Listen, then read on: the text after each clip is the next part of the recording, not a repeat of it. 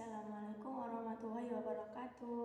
Perkenalkan, nama saya S. Lailatul Komariah, bisa dipanggil Ella.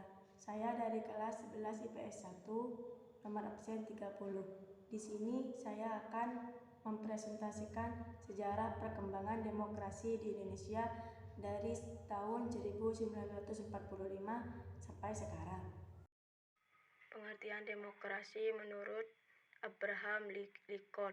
Demokrasi adalah sistem pemerintahan yang diselenggarakan dari rakyat, oleh rakyat, dan untuk rakyat.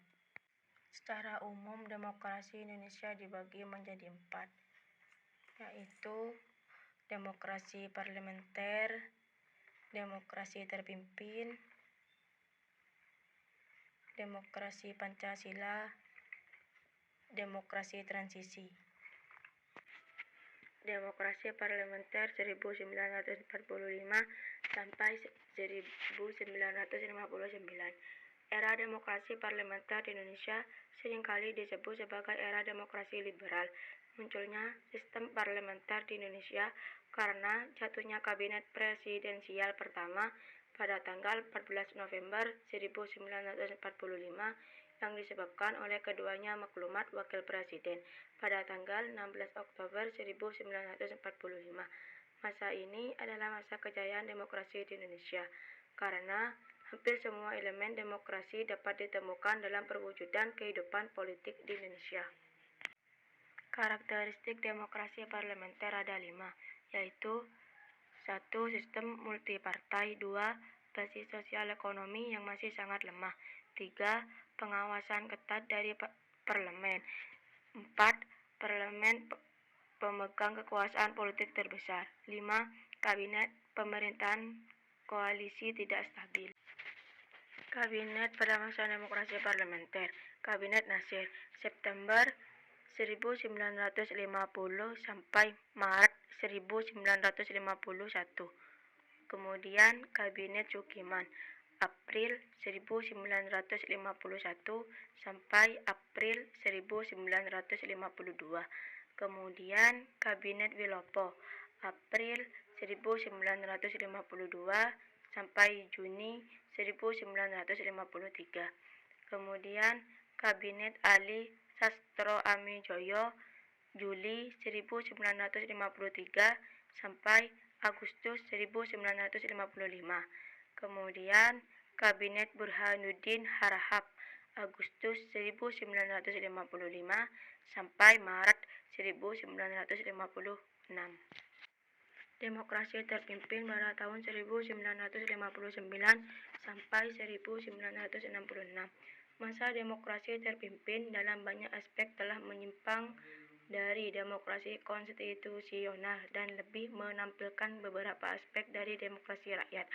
Masa ini ditandai dengan dominasi presiden, terbatasnya peran partai politik, dan perkembangan pengaruh komunis, serta peran ABRI sebagai unsur sosial politik semakin meluas.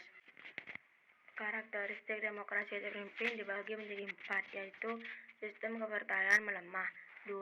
Kewenangan daerah terbatas. 3. Kebebasan pers dibatasi. 4. Pemilu tidak terselenggara. Demokrasi Pancasila pada masa Orde Baru 1966 sampai 1998. Masa demokrasi Pancasila era Orde Baru merupakan demokrasi konstitusional yang menonjolkan sistem presidensial. Landasan formal periode ini adalah Pancasila, UUD 1945, dan ketetapan MPRS atau MPR dalam rangka meluruskan kembali penyelewengan terhadap UUD 1945, yaitu terjadi di masa demokrasi terpimpin. Namun, dalam perkembangannya peran presiden semakin dominan terhadap lembaga-lembaga negara yang lain.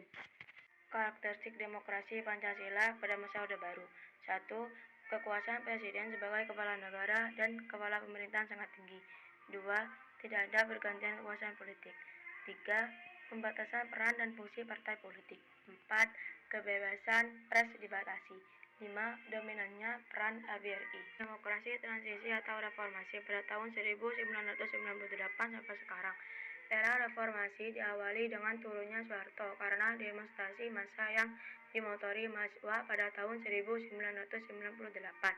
Era reformasi berakar pada kekuatan multipartai yang berusaha mengembalikan pertimbangan kekuatan antara lembaga negara, yaitu eksekutif, legislatif, dan yudikatif.